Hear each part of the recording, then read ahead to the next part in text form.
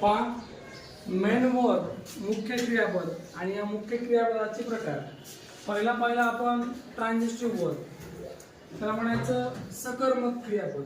म्हणजे वाक्यामध्ये कर्ता जेव्हा या ठिकाणी कर्मावर कार्य करतो आणि हे सांगायचं असेल तर आपण त्या वाक्यामध्ये जे आपण क्रियापद घेतलं आहे तर ते क्रियापद कर्ता, आणि हा कर्ता काय करतो, मग कर्मावर कार्य करतो. जसं की आय ड्रिंक वॉटर. आय नावाचा कर्ता या ठिकाणी पिण्याची क्रिया कशा करतो, पाण्यावर, आणि म्हणून त्या वाक्यातील ड्रिंक हे क्रियापद सकर्मक आहे. मग अकर्मक म्हणजे काय?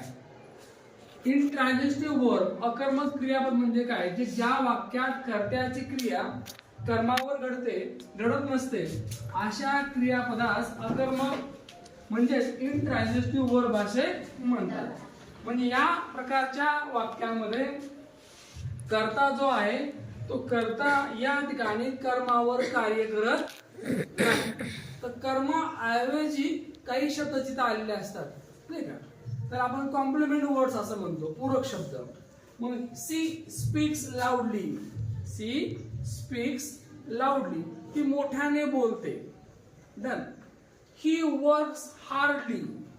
ही वर्क्स हार्डली या वाक्यामध्ये लाऊडली, हार्डली या ठिकाणी मी कर्म घेतलेलं नाहीये, पण काय घेतले, पूरक शब्द घेतले. आणि म्हणून या वाक्यातील जे क्रियापद आहे स्पीक्स, वर्क्स, यांना म्हणायचं या ठिकाणी अकर्मक. ओके,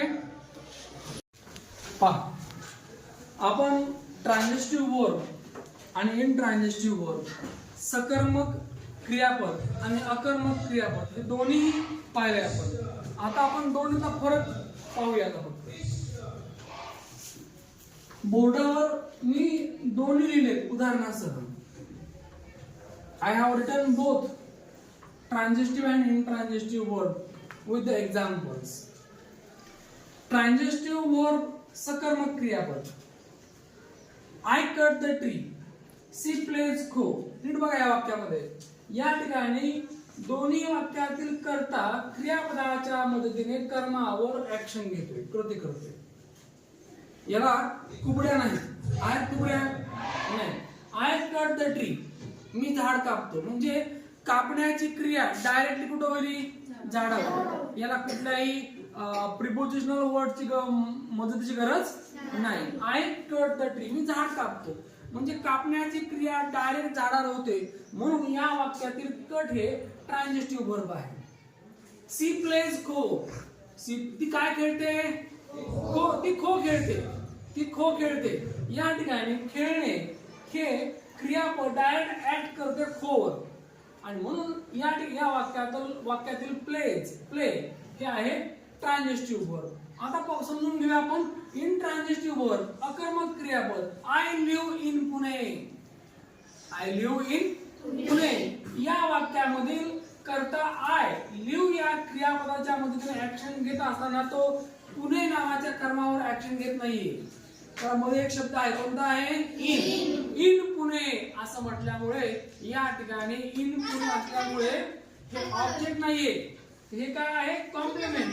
काय आहे, कॉम्प्लिमेंट. आणि म्हणून या वाक्यातील लिव्ह हे काय झालं, इनट्रान्झिटिव्ह वर्ब.